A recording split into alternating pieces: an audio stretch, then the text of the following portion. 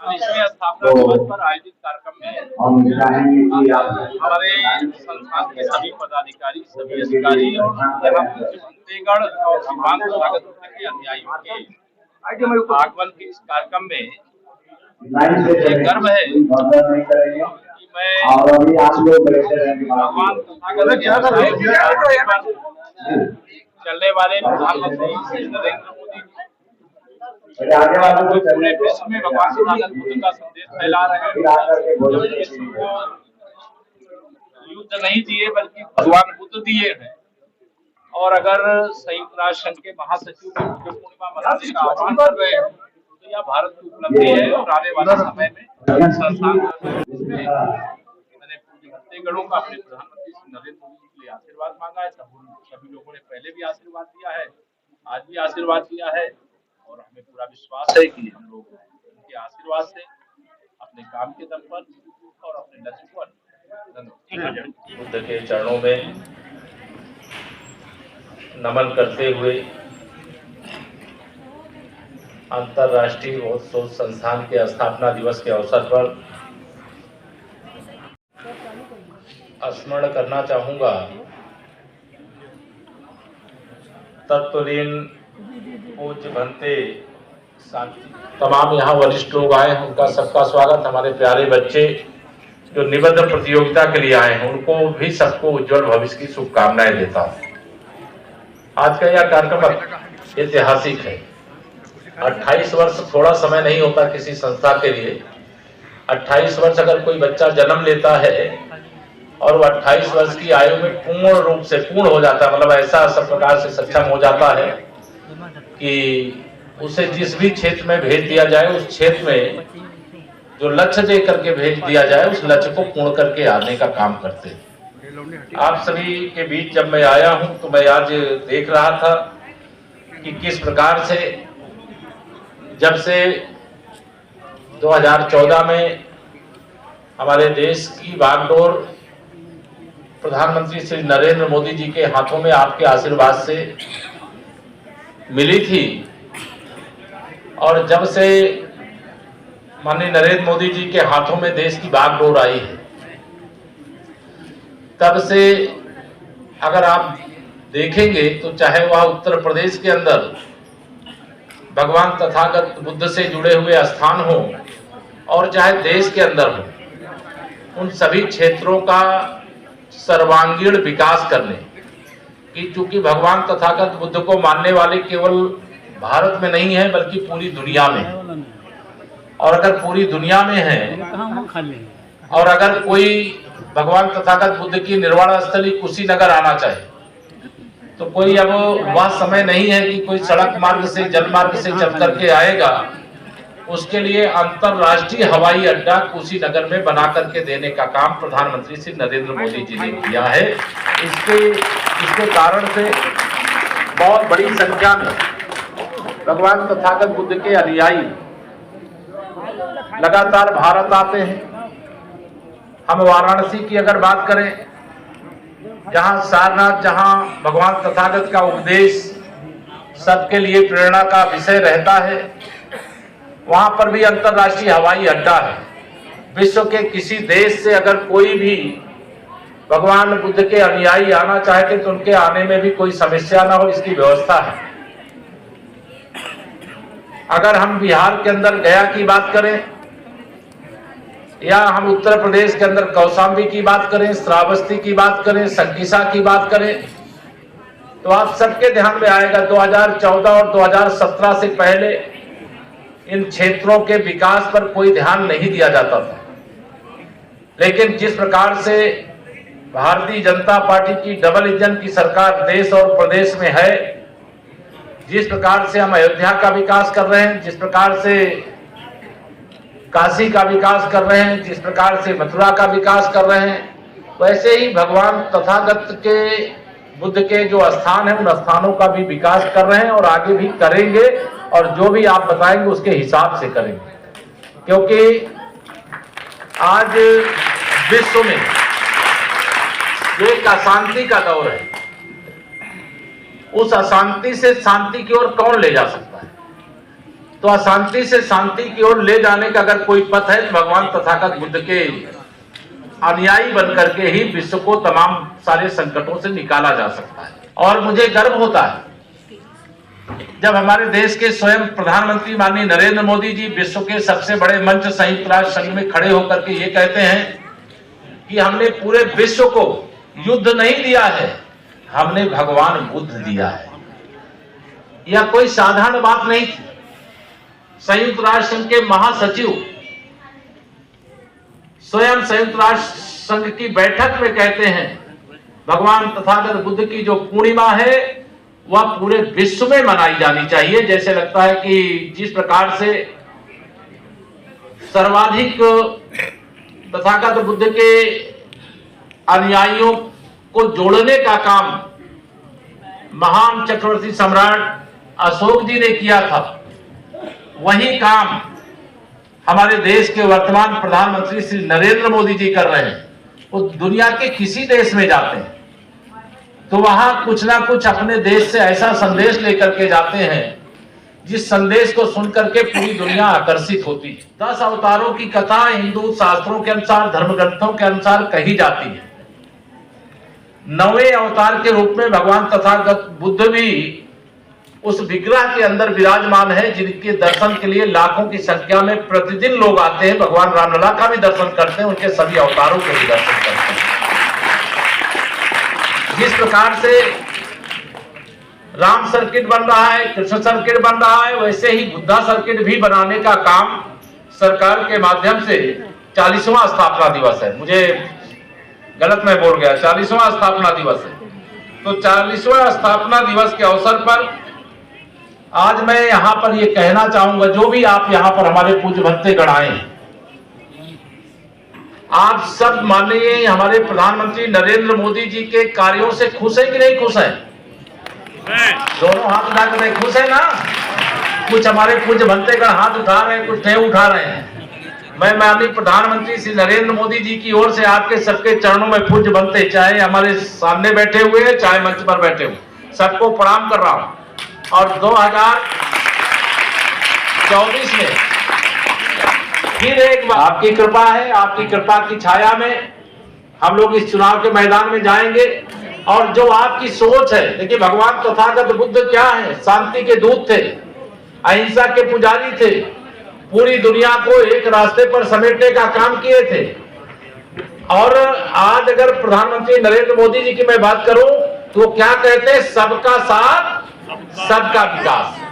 तो ये सबका साथ सबका विकास, उसकी व्याख्या अलग ढंग से हो सकती है।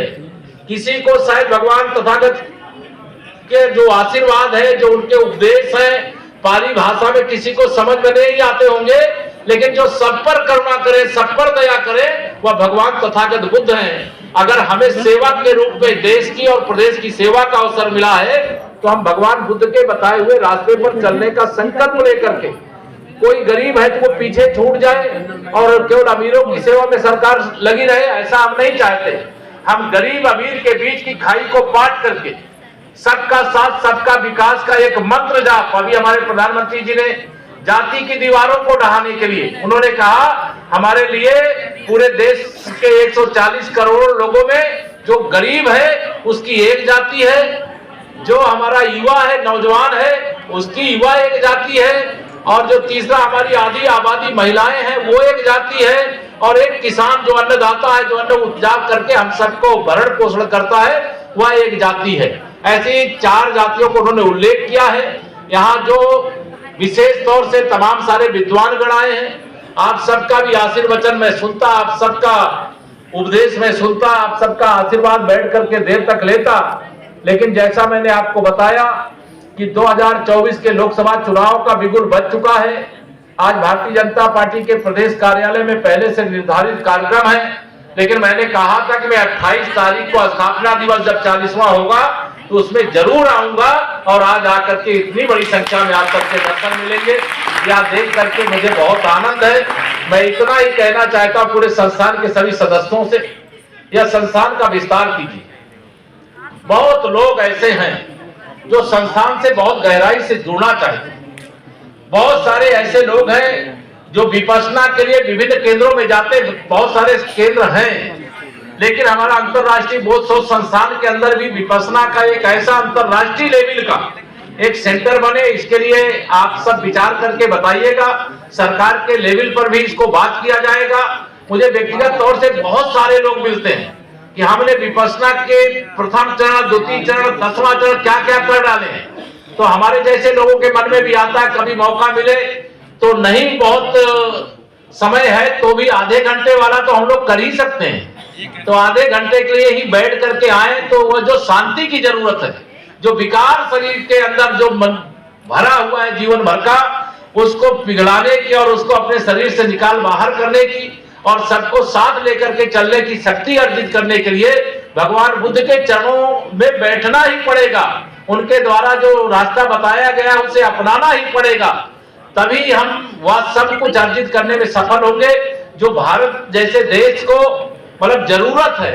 आज पूरे विश्व की नजर अगर आप देखें तो कहां पर है, तो भारत पर। आज माननीय प्रधानमंत्री मोदी जी की गारंटी का विषय बहुत चलता है, चर्चा होती है ना गारंटी वाली बातें। तो जैसे भगवान तथागत बुद्ध का अनुयायी बनने का मतलब है विश्व में शांति की गारंटी, वैसे ही माननीय प्रधानमंत्री नरेंद्र मोदी जी की तीसरी बार प्रधानमंत्री बनने का मतलब है भारत की शांति तो गारंटी है ही, विश्व की शांति का रास्ता भी भारत से होकर के ही निकलेगा। यह भी आप सबके सामने मुझे कहने में कोई संकोच नहीं, कोई झिझक नहीं, क्योंकि अभी G20 की एक मीटिंग हुई थी। G20 मतलब विश्व के सबसे अधिक आबादी वाले, सबसे अधिक पैसे वाले, सबसे अधिक अनेक संसाधनों वाले जो देश हैं, उनका भारत के अंदर, भारत मेजबानी कर रहा था, भारत अध्यक्ष था G20 का। उस G20 की बैठक में जो लोग आए उनके सामने अपने प्रधानमंत्री श्री नरेंद्र मोदी जी ने कहा कि पूरे विश्व के बारे में, वसुधैव कुटुंबकम, पूरे विश्व को अपना परिवार मान करके अगर विचार करना है तो अगर सूर्य एक है तो दुनिया संसार के सूर्य एक सूर्य, एक पृथ्वी, एक भविष्य। ये नहीं कि अमेरिका वाले ज्यादा सुखी रहे और भारत वाले दुखी रहे, माने पूरे विश्व के सुख की कामना करने वाले हमारे प्रधानमंत्री जी, सबका साथ सबका विकास करने की कामना करने वाले हमारे प्रधानमंत्री श्री नरेंद्र मोदी जी, मतलब ये भगवान तथागत बुद्ध के द्वारा बताए गए रास्ते पर देश को और दुनिया को लेकर के चलने वाले हमारे प्रधानमंत्री आदरणीय मोदी जी। और अगर मैं कहूं कि विश्व योग दिवस, अगर पूरे संसार के सृष्टि के अनेक योगी हैं, लेकिन भगवान तथागत बुद्ध भी एक योग महान योगी हैं। और आज विश्व में जब 21 जून को विश्व योग दिवस मनाया जाता है तो आने वाले समय में विश्व योग दिवस की तरह भगवान बुद्ध की पूर्णिमा भी मनाई जाए। यह अगर संयुक्त राष्ट्र संघ के मंच से यह आवाज निकली है तो यह माननीय प्रधानमंत्री श्री नरेंद्र मोदी जी के प्रयास का परिणाम है। मैं आप सब लोगों को यहाँ पर एक बार फिर से सादर प्रणाम करता हूँ। बहुत सारी बातें हैं और वह बातें मैं कहूंगा तो मुझे लगेगा कि यहाँ तो स्वयं आप इतने परम विद्वान हैं, भगवान तथागत के बारे में उपदेशक हैं, जिन्हें सुनने के लिए मुझे बैठना चाहिए, लेकिन मैं बैठने का समय नहीं होने के कारण क्षमा चाहते हुए मैं मंच से भी और मंच के सामने जो लोग हैं उनसे भी यहाँ से मैं अभी कार्यक्रम के लिए निकलूंगा। लेकिन आपके इस कार्य में मैं पूरी तरह से, जब भी जो भी जैसी भी आवश्यकता हो, केशव प्रसाद उत्तर प्रदेश सरकार का उप मुख्यमंत्री जरूर है, लेकिन आप में से किसी को कभी भी कोई भी मेरी जरूरत लगे तो आप समझना कि मैं आपके बीच में ही बैठा हूं, आपके साथ में ही बैठा हूं। या मैं यहाँ पर तय करके जा रहा हूं। और संस्थान के विकास के लिए भी सरकार, हमारे मुख्यमंत्री योगी आदित्यनाथ जी सहित पूरी सरकार सब प्रकार से साथ में खड़ी है। इसे और हम स्वरूप दें और अच्छे से इसे आगे बढ़ावें और इसके लिए जो जो करना है आप सबके द्वारा जो बताया जाएगा उसको हम लोग करने में कोई कमी नहीं रखेंगे। अब यद्यपि 100 दिन तो पूरी तरह से देश के नाम या लोकतंत्र के नाम या लोकसभा चुनाव में एक बार फिर मोदी सरकार बनाने के नाम आप सबका मांगता हूं 100 दिन चाहिए, मिलेगा ना? 100 दिन का समय चाहिए और इसमें सूची ऊची बना लीजिएगा। उधर भी हमारे पूज्य बत्तेगढ़ बैठे, मैं उनको भी सबको प्रणाम करता हूं। 100 दिन का समय फिर आपका चाहिए। आपका आशीर्वाद हमारी यह विजय यात्रा को सफल बनाता है और हमारी विजय यात्रा शांति के लिए, सबके जीवन में खुशहाली लाने के लिए हमारी विजय यात्रा भारत को तो हर प्रकार से आगे बढ़ाने की है ही, पूरी दुनिया को एक धागे में पिरोने की भी है। और वह अगर दुनिया के अंदर अगर कोई एकमात्र नेता है जो सबसे अधिक लोकप्रिय है, दुनिया के अंदर कोई हमारे प्रधानमंत्री के टक्कर का कोई दूसरा नेता नहीं है जो वर्तमान के बारे में भी सोचे और भविष्य के बारे में भी सोचे, जो 5 साल का चुनाव लड़े और प्रधानमंत्री बने और 100 साल की मजबूत नींव डाल देने का काम करे, वह नरेंद्र मोदी जी हैं। और आगे आने वाले समय में 1000 साल की नींव या 5 साल 2024 के चुनाव के बाद पड़ जाएगी। हमें से अनेक लोग जहां भगवान तथागत के चरणों में सब समाहित हो जाएंगे, लेकिन आने वाली पीढ़ियां कहेंगे कि 2024 का जब चुनाव था तो सभी पूज्य भक्तगणों का, सभी प्रदेशवासियों का, देशवासियों का आशीर्वाद मोदी जी को मिला। इसलिए जो हमारे भारत का इतिहास कुछ काल के लिए ऐसा बन गया था कि हम कभी अंग्रेजों के पराधीन थे तो कभी मुगलों के पराधीन थे, लेकिन अब कभी पराधीन नहीं होंगे, ऐसा भारत निर्माण करने का रास्ता अब बन गया है। उसके लिए आप सबके आशीर्वाद की आवश्यकता महसूस करते हुए मैं अपने प्रधानमंत्री जी की ओर से आप सबके चरणों में प्रणाम करते हुए, अपनी ओर से प्रणाम करते हुए आप सबका आशीर्वाद मांगता हूं और अपनी वाणी को विराम देता हूं। बहुत बहुत धन्यवाद। आप मुझे बुलाए कार्यक्रम में, मैं बहुत आभार प्रकट करते हुए अपनी बात पूरी करता हूं। धन्यवाद।